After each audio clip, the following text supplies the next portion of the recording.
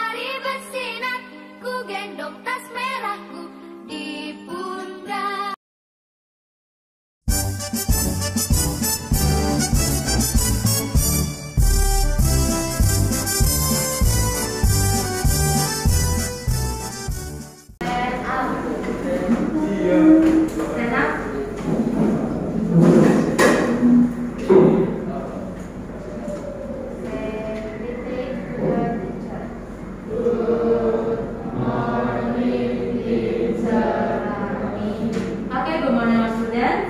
Sebelum kita memulai pembelajaran kita hari ini akan menumbuhkan rasa nasionalisme kita melalui menyanyikan lagu nasional. Kita minta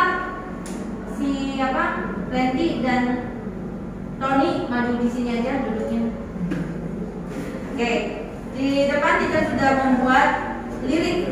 Kita harap sih kalian sudah menghafal lagunya. Tapi untuk membantu bagi yang belum hafal, mari di depan kita akan nyanyikan lagu ini sambil berdiri. Kita mulai.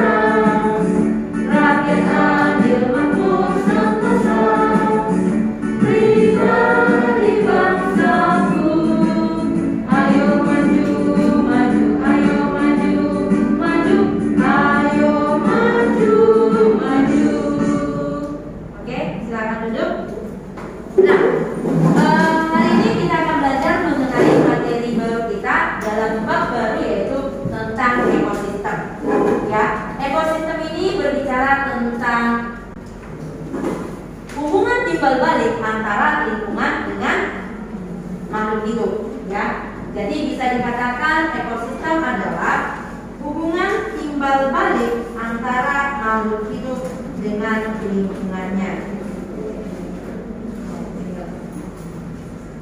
Ya, bisa dibuat hubungan timbal balik antara makhluk hidup dengan lingkungannya. Berarti bisa disimpulkan bahwa ekosistem tersusun atas dua bagian. Ada makhluk hidup dan ada lingkungan, ya kan? Berarti bisa kita katakan bahwa dua faktor yang menyusun dari ekosistem. Yang pertama ada dikatakan makhluk hidup atau disebut dengan faktor biotik, dan yang kedua adalah abiotik atau tidak hidup. Tapi sebelumnya mari kita review kembali bahwasanya ekosistem itu adalah kumpulan dari apa? Beberapa komunitas. Komunitas disusun oleh populasi, dan populasi disusun oleh makhluk hidup yang sejenis atau disebut dengan individu. Nah, jadi ekosistem yang akan kita pelajari sekarang itu pada dasarnya terdiri dari yang namanya individu, ya kan?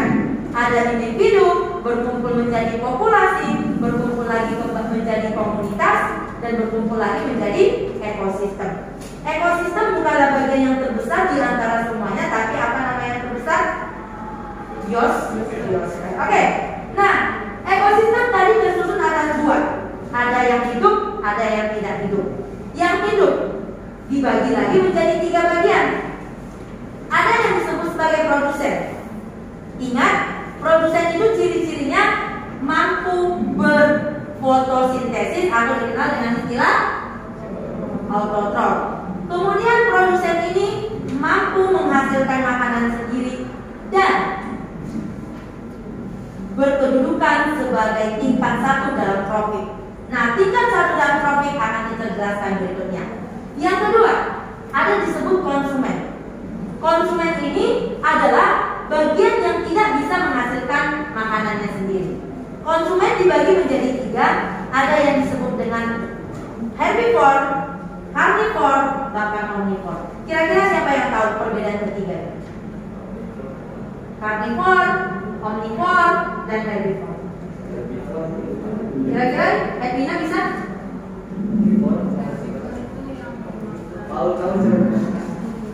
Oke.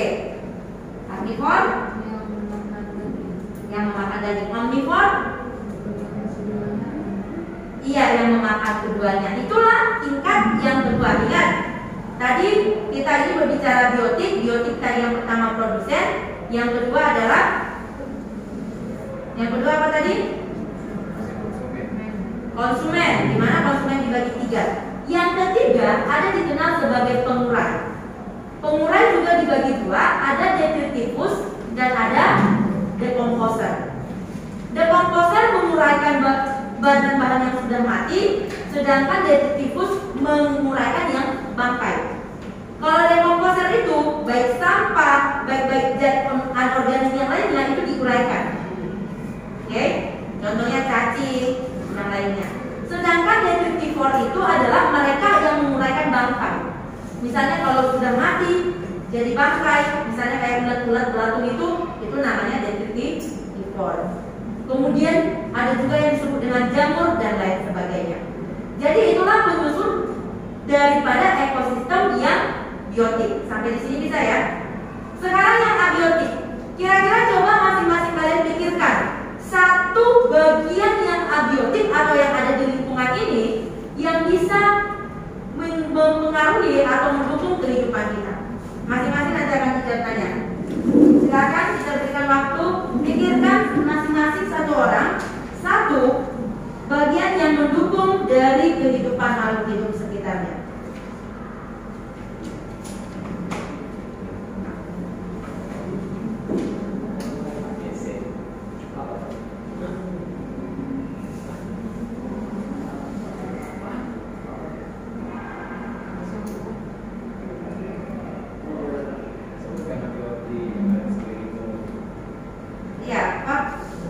Yang mendukung kehidupan makhluk hidup, tapi dia adalah faktor abiotik, bukan yang hidup. Tahu tadi abiotik ya? Oke, coba dipikirkan, bentar dicari dulu.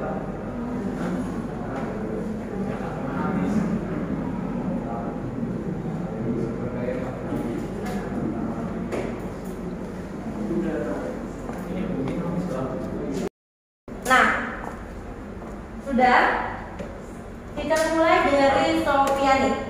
Kira-kira Sofiani, kamu sudah tahu bahwa tadi ada makhluk hidup menyusun ekosistem dan ada juga benda tak hidup yang mendukung daripada ekosistem tersebut. Kira-kira apa menurut kamu? Sinar matahari. Apa sih kegunaan sinar matahari bagi kehidupan makhluk hidup tersebut?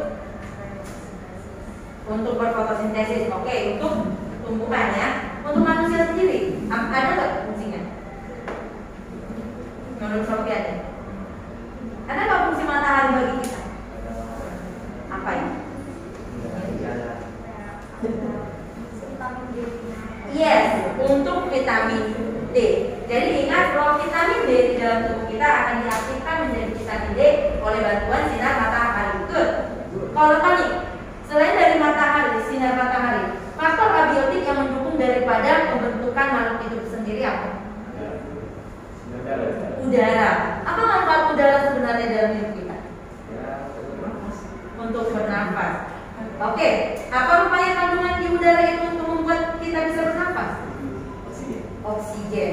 Dari mana oksigen itu diperoleh? Dari Oke. Nah, selanjutnya kalau Randy, air. Apa manfaat air dalam tubuh kita? Atau bagi hidup kita? Iya, oke. Berarti untuk membantu daripada proses metabolisme, benar ya. Selain dari situ, ada manfaat lain air kecuali berpengaruh dari metabolisme dalam tubuh kita? Oke, membantu dalam proses kehidupan sehari-hari, memasak, untuk membantu mencuci dan lain sebagainya. Kalau Belinda, makanya kelembapan. Emang apa faktor kelembapan itu terhadap hidup kita? Apa nak? Iya, dengan kelembapan mengurangi penguapan. Karena kalau penguapan semakin tinggi akan mempengaruhi pengeluaran cairan atau mengganggu daripada proses metabolisme. Bagus. Kalau Juwita, suhu itu berpengaruh terhadap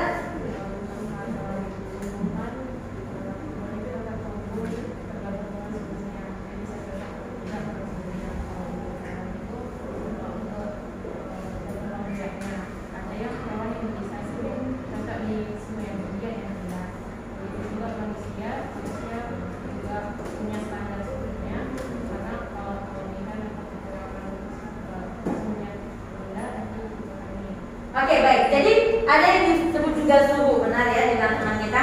Suhu akan berpengaruh dalam bentuk kehidupan. Misalnya, protein di dalam tubuh kita ketika di dalam suhu yang tinggi itu akan mengalami kerusakan. Kerusakan dari protein itu akan merusak dari kerja daripada enzim tadi. Karena protein dalam tubuh kita itu ada berupa enzim, ada berupa hormon. Kalau suhunya terlalu tinggi akan merusak. Dan ada juga untuk makhluk hidup tertentu, misalnya kayak jamur, bakteri, atau organisme-organisme seperti lumut. Itu nggak bisa pada suhu tinggi, ya kan? Harus hidup dalam suhu rendah. Kira-kira ada yang tahu lain dari tadi cahaya, air, kelembapan, suhu, kemudian ada udara, ada yang tahu lagi? Cek. Tanah. Apa peran tanah dalam hidup kita? Apa peran tanah dalam hidup kita? Pasir, batu.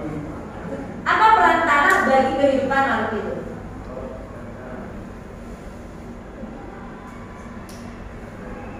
Tempat hidup, bayangkan cacing hidup di mana? Dalam tanah, ya kan? Semut dan beberapa organisme lain. Tempat kita hidup juga bisa dikatakan bukan di dalam tanah, tapi di atas tanah. Walaupun sekarang sudah ada rumah di atas laut. Dan ada juga pH, ketinggian dan lain sebagainya. Tapi yang kalian sebutkan tadi sudah mencakup bagian-bagian intinya. Nah, jadi mari kita lihat di sini mengenai ekosistem, ya. Ekosistem yang akan kita bahas dalam pertemuan kita. Nah, ekosistem itu adalah sistem ekologi yang terbentuk oleh hubungan timbal balik. Jadi ada hubungan timbal balik keduanya. Ada makhluk hidup dan ada makhluk tidak hidup. Atau bisa dikatakan ada abiotik dan ada biotiknya.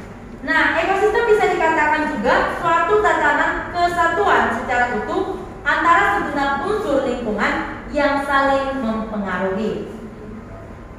Oke. Nah, kita lihat kembali.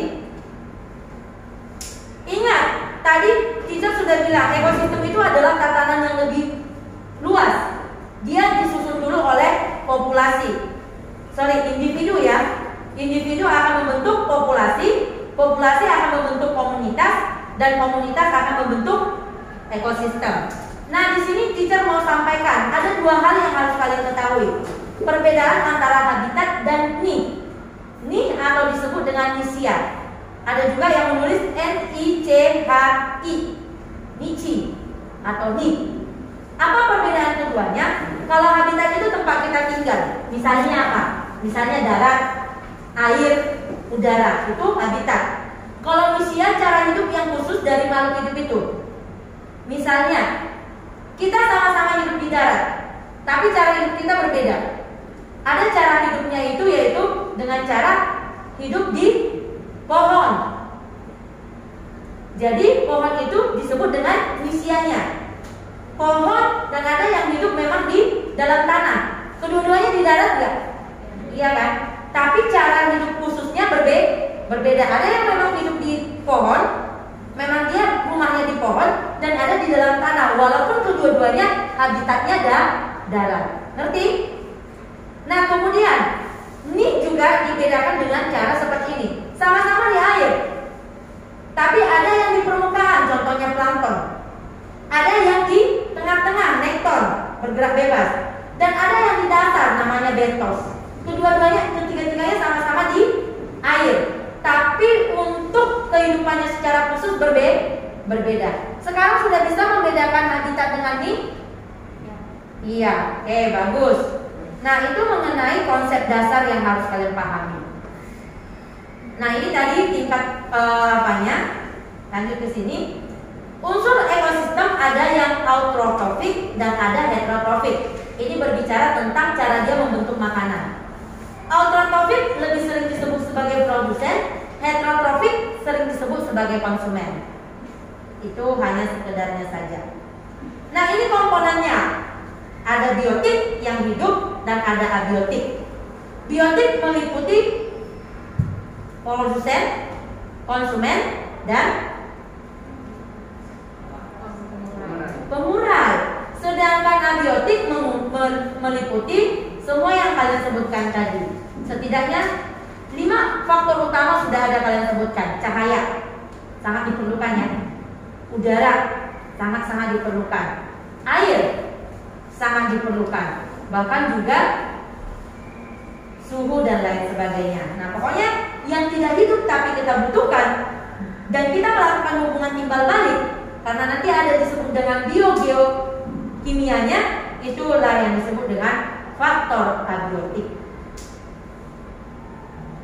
Nah, apa sih peranan komponen ekosistem?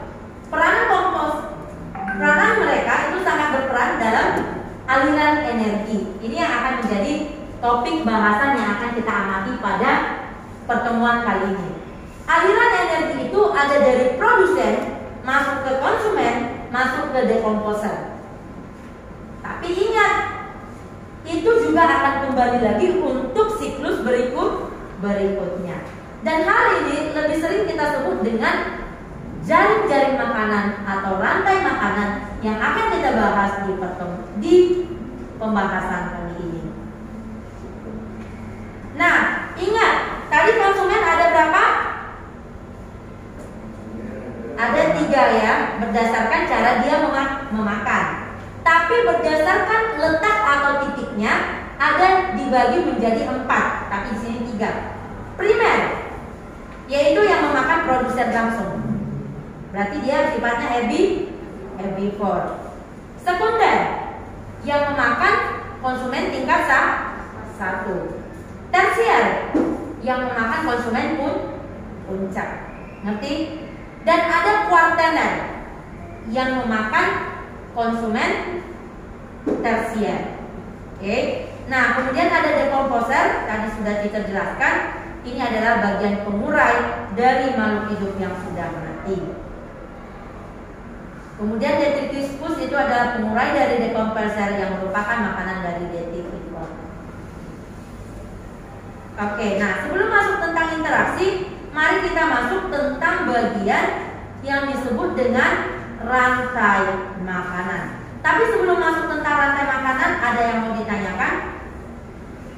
Oke. Tidak ada. Oke, nah di sini rantai makanan. Apa sih arti rantai makanan? Rantai itu dia garis lurus ya. Rantai makanan adalah aliran energi dari sumbernya dalam tubuh sederetan makhluk hidup yang dimakan. Jadi proses memakan yang dilakukan oleh makhluk hidup. Seperti contohnya kita lihat pada ekosistem darat, yaitu contohnya di ladang. Ada rumput. Rumput ini berperan sebagai produsen. Bagus, berarti masih ini ya. Produsen di sini akan berperan sebagai trofik 1. Oke, jadi di sini coba teacher masuk ke paint ya, biar apa?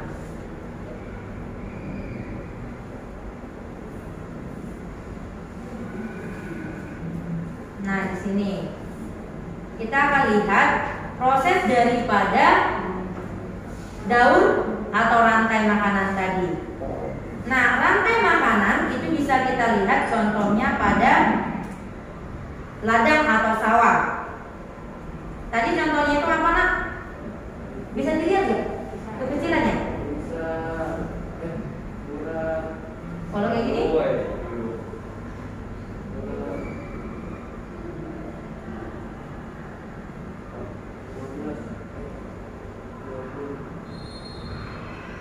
Oke, ini nampak ya? Ini ngapain di sini? Capek kali teacher. Ini ada di sini. Oke, kita lihat di sini biar nampak dia.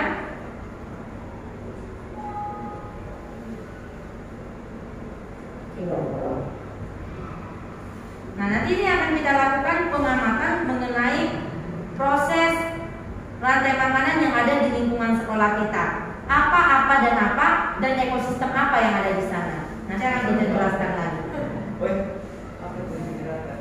Kenapa?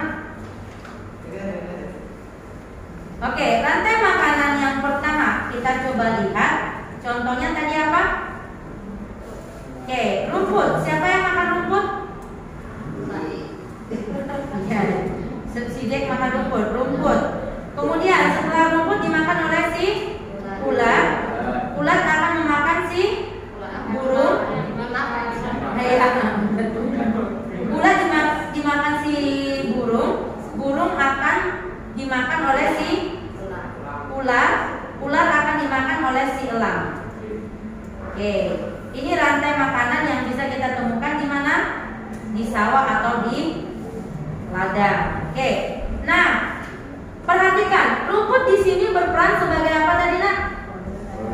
Iya, ingat rumput berperan sebagai produsen. Selain sebagai produsen, dia akan berperan sebagai trofik tingkat 1. TK teacher buat artinya tingkat ya. Nah, itulah peran daripada si rumput. Nah, sekarang kita masuk di si ulat. Ulat yang memakan produsen langsung disebut sebagai konsumen primer. Boleh? Iya, itu juga konsumen tingkat 1 nah. Atau dikenal juga dengan nama konsumen tingkat 1. K artinya konsumen, TK artinya tingkat 1. Ngerti ya? Dan di sini nama lainnya adalah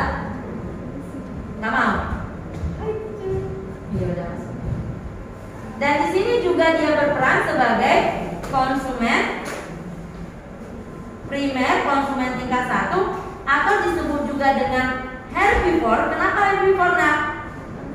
Karena memakan rumput atau tumbuhan, atau dikenal juga dengan trofik 2. Jadi namanya banyak. Dan ini nanti bisa membuat, dan ini harus kalian perhatikan karena ini akan menjadi tugas juga. Tingkat 2 biasanya pakai Romawi. Bisa ya?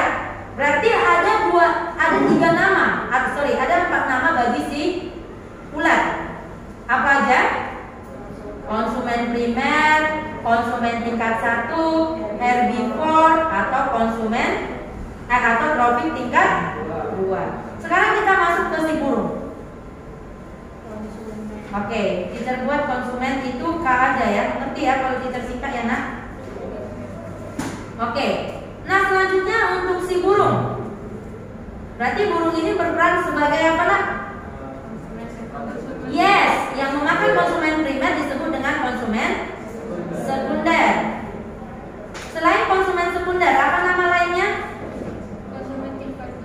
Oke, selanjutnya adalah konsumen tingkat 2. Selain tingkat 2 bisa disebut dengan nama karnivore. Yes. Boleh. Nah, selain karnivore berarti dia masuk ke trofik tingkat 3. Iya, trofik tingkat 3. Mari kita masuk ke si ular. Teacher minta dibuat namanya oleh si Pierlo. Siapa aja namanya ini Pierlo? Konsumen tersier. Oke. Lanjut Pierlo. Berarti dia tingkat berapa ini nak? Konsumen tingkat? Ayo, Pierlo konsumen tingkat 3. Dia ini berperan sebagai apa? Tetap karnivore. Oke. Boleh omnivore teacher? Kita lihat jenis hewannya. Oke. Dan dia trofik berapa nak? Trofik 4.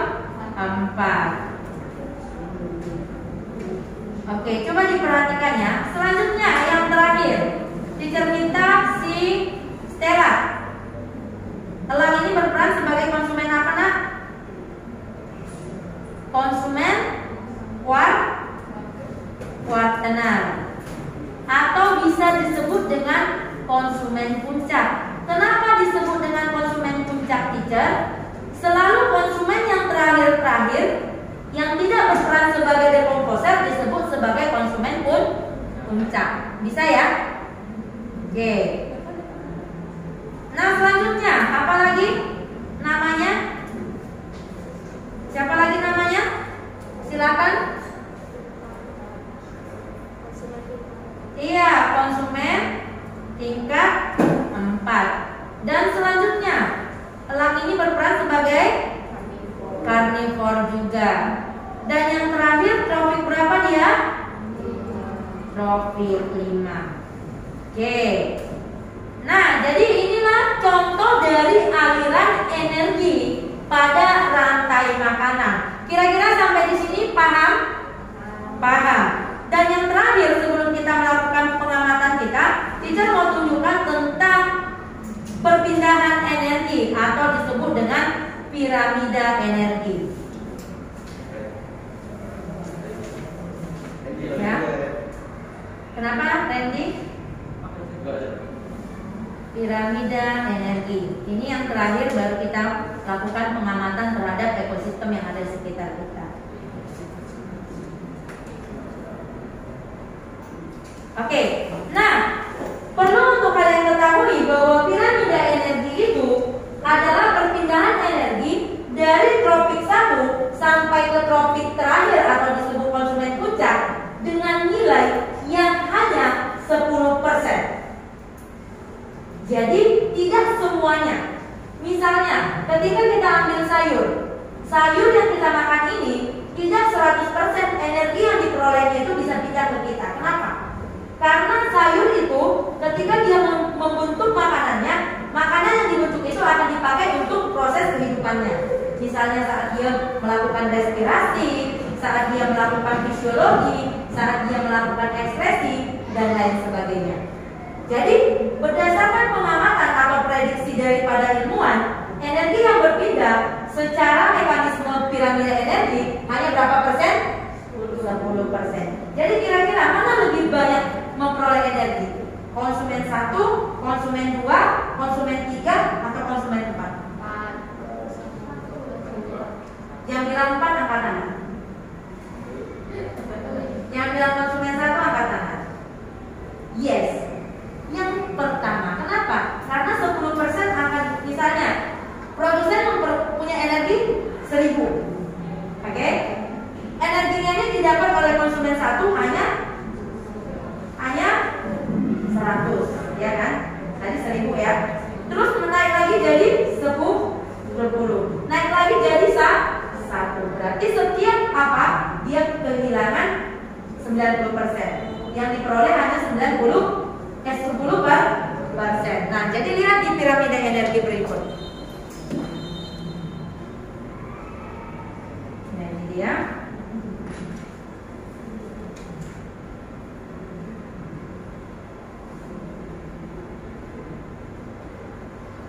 Ini contoh piramida energi yang jadi pembelajaran kita agar kamu semakin memahami bahwa energi yang diperoleh itu akan lebih banyak diperoleh oleh yang memakan produsen pertama sekali. Ya, joule. Satuan energi kan joule.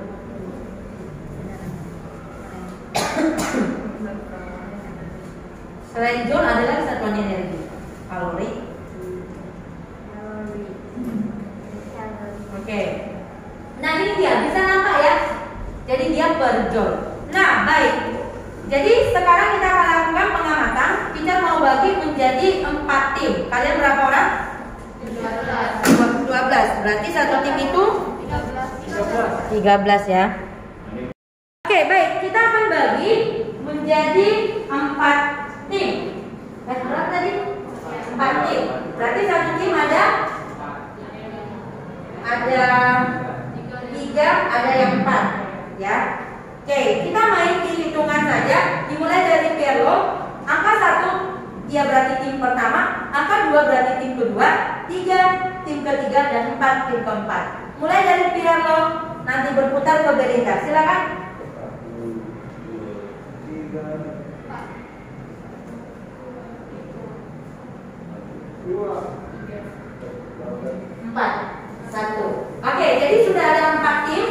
seperti yang kita bilang di awal, nomor 1 akan bergabung dengan tim 1, nomor 2 akan bergabung dengan tim 2, nomor 3 bergabung dengan tim 3, dan nomor 4 bergabung dengan tim 4. Nah, apa yang akan kalian amati? Kita sudah mengamati tadi pertama, yaitu tentang ekosistem. Kalian sudah tahu ekosistem ya? Jadi nanti kalian akan mencari satu ekosistem yang pasti kebanyakan darat. Nanti air ada, kira-kira yang di parit atau yang ada di depan. Kalau mau air oke, terserah. Dan kalian coba amati apa saja faktor biotik dan abiotik yang ada di sana. Misalnya, oh waktu di air ini ada saya lihat kecebong, kemudian ada ikan, kemudian ada kayak cacing-cacing atau pudipes. Oke, itu kalian catat. Nah kemudian waktu kalian lihat, oke, faktor abiotik ada air, batu, dan yang lainnya. Kira-kira apa peranannya? Terus yang terakhir, kalian prediksikan. Kalau prediksi benar atau tidaknya tergantung daripada observasi ya, atau uji coba atau disebut dengan praktikumnya. Nah kalian prediksikan siapa sih yang akan memakan dan dimakan di sana. Kalian yang menentukan. Sampai di situ setelah selesai baru nanti akan dipresentasikan. Kira-kira sampai sini ada yang bertanya? Hanya satu ekosistem tentukan. Misalnya kalau Belinda dengan tim nanti ngambil darat, kira-kira posisinya di mana? Apakah itu kalian lihat di belakang TK atau di samping TK atau di sekitar mana? Jadi kalian tentukan ekosistemnya. Ekosistem itu tidak luas, bukan semua sekolah ini, tapi ambil bagian tertentu. Kalau misalnya kalian mau di air, kira-kira kalian ambil mana? Di parit depan, parit belakang, dan lain sebagainya. Oke? Kira-kira ada yang mau ditanyakan sampai di sini? Kalau tidak ada, mari kita observasi. Silakan. Hanya ambil satu buku saja, dan yang lainnya saling mengamati. Buku siapa? Silakan bergabung dengan timnya dan kita akan lakukan observasi di lapangan. Tim 1, maju dulu tim 1 di situ. Silakan berangkat ke tempat yang akan kalian amati. Ini waktunya hanya sekitar 20 menit lagi. Ya kan? Oh, 25. Ya, 25 menit pengamatan. Silakan. 25 ya. Pali.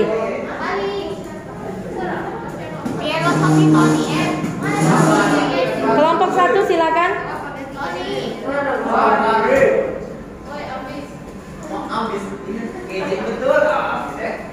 Ayo ambis. Oke, tim 2, kelompok 2. Hanya ada 20 menit ya. Kelompok 3. Aul kelompok 3.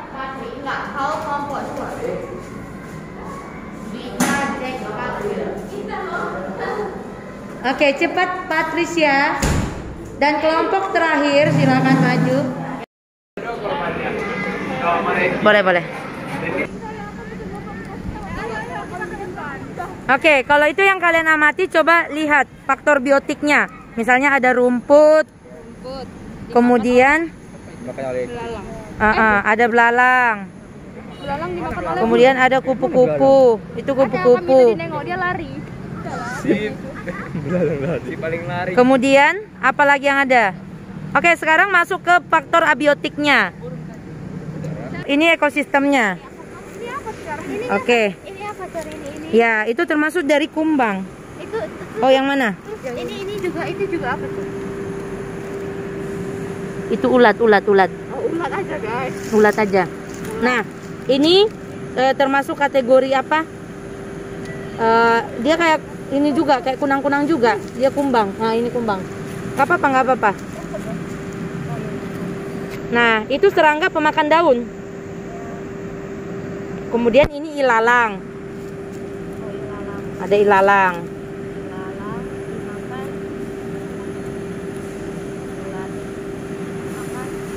Ulat dimakan burung. Ada burung nggak sih? Itu tengok di atas kepala yang tadi. Ini nggak di kepala melih.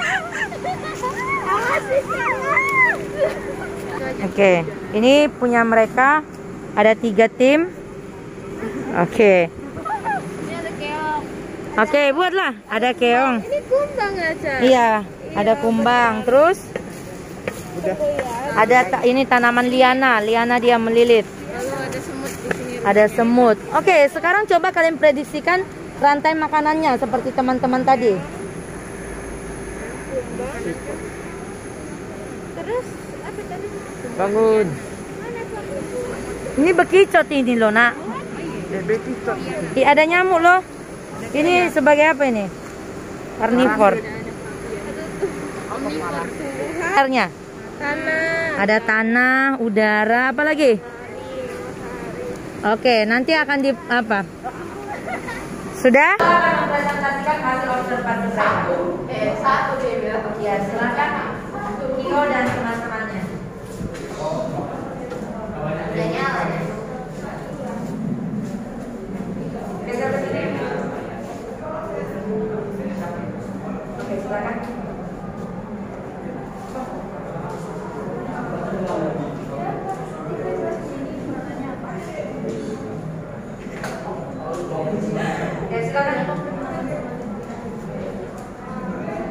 Perkenalkan, kami dari kelompok 2.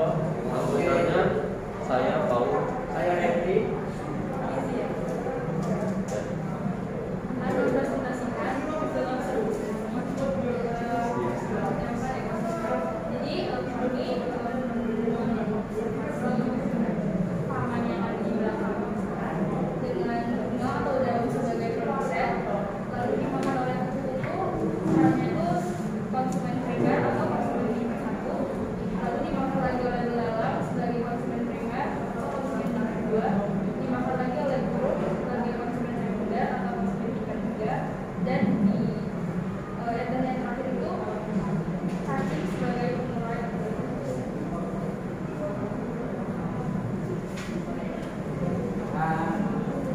Yang kami temukan komponen-komponen abiotiknya itu yang mempengaruhi lingkungan sekitar itu adalah cahayanya.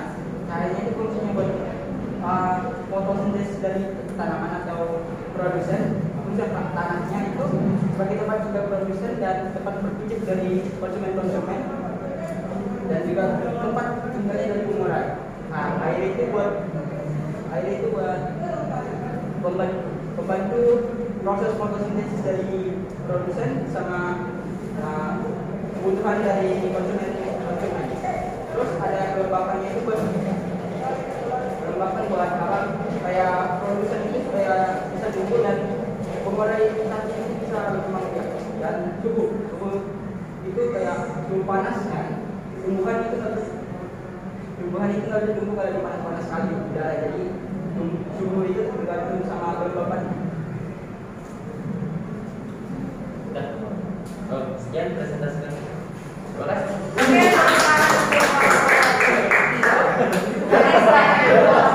Jadi sama-sama di darat, namun ada beberapa faktor abiotik dan biotik yang berbeda, ya kan?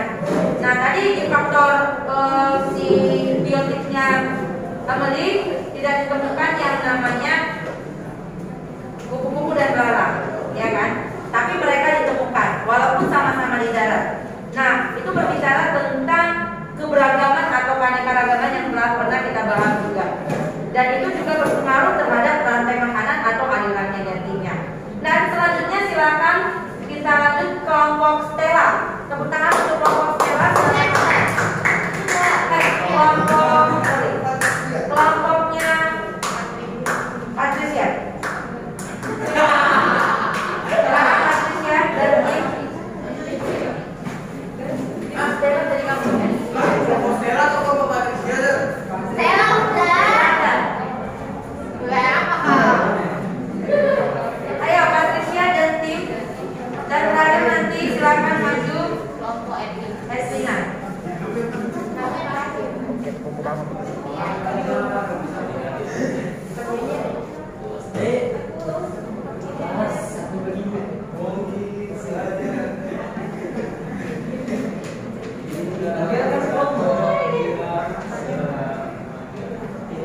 Selamat siang teman-teman. Siap. Kami dari kelompok 3 ingin mempresentasikan tentang rantai makanan. Hasil observasi kami kita Estina. Oke, silakan.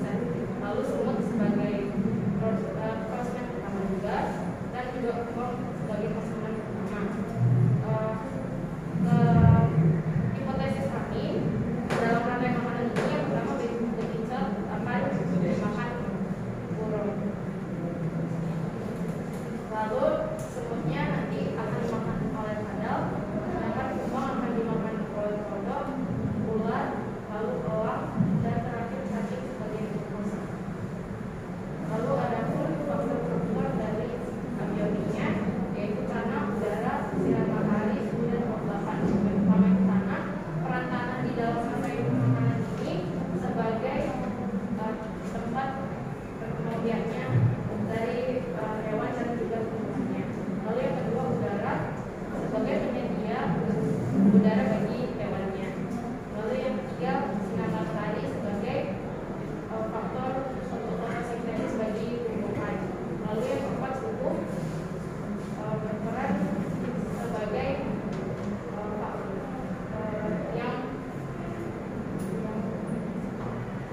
yang membuat si bekantan itu dapat bertahan hidup karena biasanya tumbuhnya berkembang biaknya itu di lingkungan yang kotor, sehingga berpengaruh juga dengan kotor. Sekian dari presentasi kami. Mohon maaf jika ada salah kata. Terima kasih. Oke, nah yang terakhir. Udah, ada lagi. Oke, silakan dulu. Nah, jadi mereka sudah menjelaskan tentang bagaimana ekosistem, yang masih tetap juga ada berbagai pembelajaran yang bisa kita dapatkan. Walaupun sama-sama di darat, ada yang berbeda. Seperti misalnya ini ada baru lagi, yaitu bekicot, ya kan? Dimana di kelompok 4, kelompok 2 itu tidak ada tadi. Tapi sama-sama di darat, iya sama-sama di darat. Nah, kita coba lihat untuk kelompok yang terakhir, Edwina dan tim, silakan maju untuk presentasi.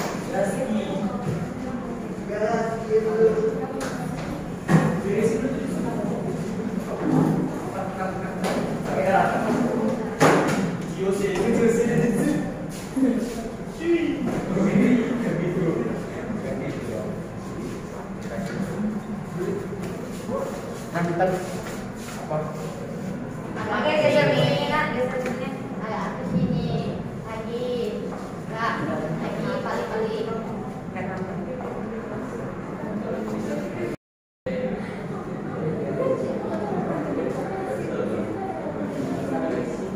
Baik, ini adalah kelompok terakhir yang akan mempresentasikan hasil observasi mereka tentang pengamatan ekosistem.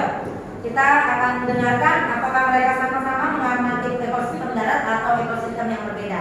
Silakan untuk kesempatannya. Oke, selamat siang semuanya. Siang. Jadi di sini ada saya, Sofiani, dan saya Rina. Kami mengamati ekosistem yang ada di Parit.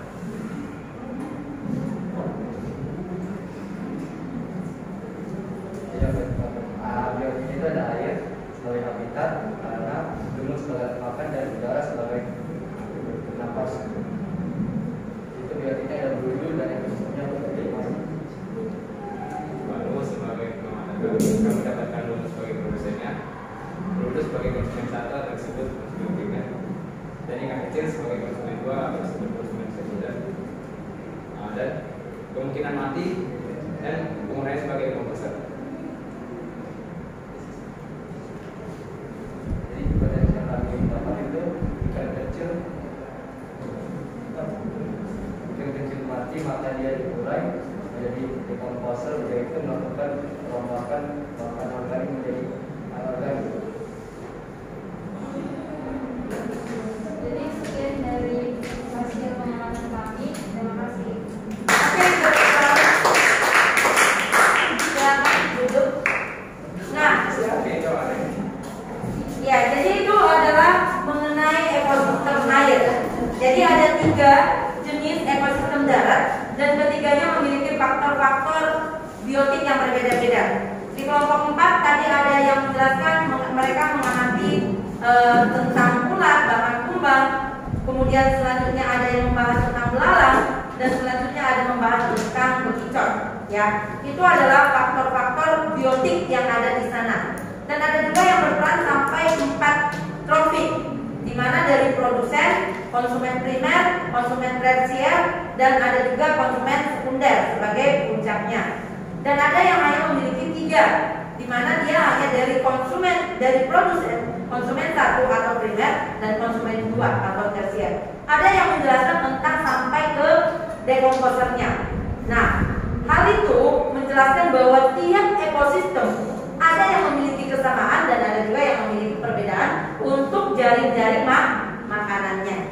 Namun, teacher harap dari pembelajaran hari ini kalian benar-benar memahami bahwa ketika ada suatu ekosistem, di dalamnya pasti akan terlibat yang namanya proses makan dan memakan, yaitu jaring-jaring makanan, atau yang disebut juga dengan aliran energi. Teacher coba tanya kembali, kira-kira aliran energi mana yang paling banyak mendapatkan?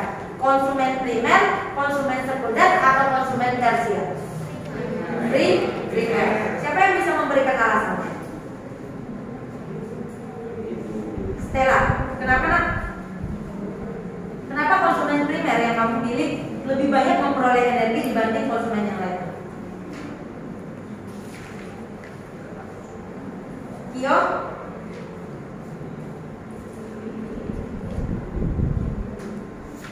Edwina?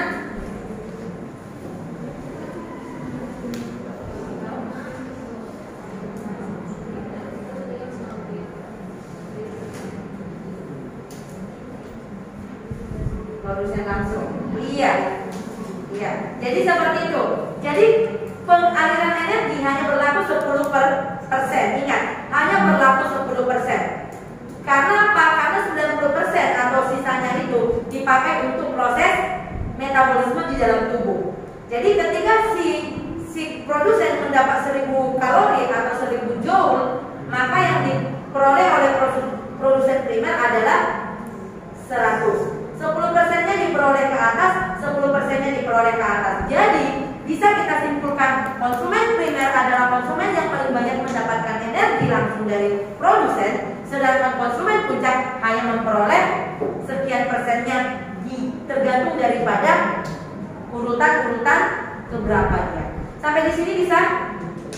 Oke, nah untuk minggu depan kita akan tetap membahas tentang materi ini, tapi lebih ke geokimianya dan bagaimanakah proses jaring-jaring makanannya. Kita harap kalian tetap membaca buku kalian dan ingat kembali untuk minggu depan kita akan mengadakan kuis. Nah sekarang kita mau tanya, kuisnya itu mau kalian mana? Kahoot, Google Form, atau Google atau Quizzes?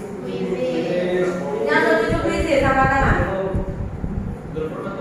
1, 2, 3, 4. Yang setuju Kahoot? Gak ada. Yang setuju Google Form. Tapi kalau Google Form sila wajib pakai Esa. Gak ada. Berarti kesimpulannya Quizzes. Quizzesnya materi tentang vertebrata sampai ini. Nanti soalnya ada 15. Silakan belajar untuk kuis. Habis ini ada yang mau ditanyakan? Kalau tidak ada, kita akan akhiri pembelajaran ini. Oke.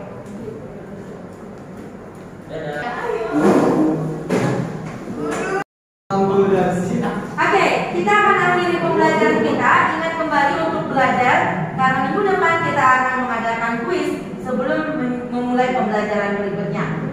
Silakan Paul untuk menutup pertemuan kita. Silakan tutup dalam doa.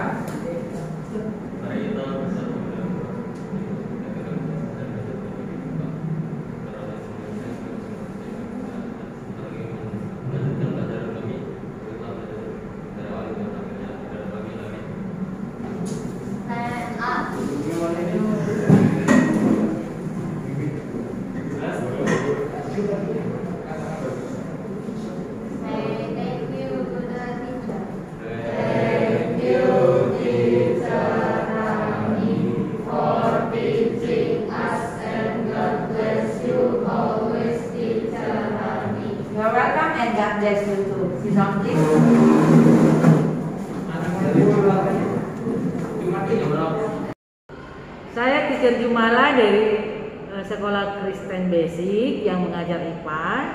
Pengamatan saya pada video pembelajaran kedua oleh Teacher Rani. Yang pertama kelebihannya suara tegas dan kuat.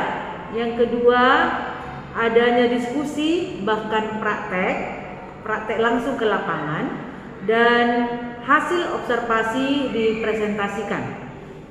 Yang ketiga, siswa mulai aktif. Yang keempat, adanya pembukaan dengan menyanyikan lagu nasional, menumbuhkan rasa nasionalisme siswa-siswi yang ada di kelas. Bentar, Kak. dari video pembelajaran ini adalah siswa yang tidak dapat menjawab langsung dibiarkan atau di skip. Menurut saya diberi clue tambahan agar bisa menjawab seperti yang lain. Demikianlah hasil pengamatan saya dari video yang Teacher Rani buat. Terima kasih. Terima kasih.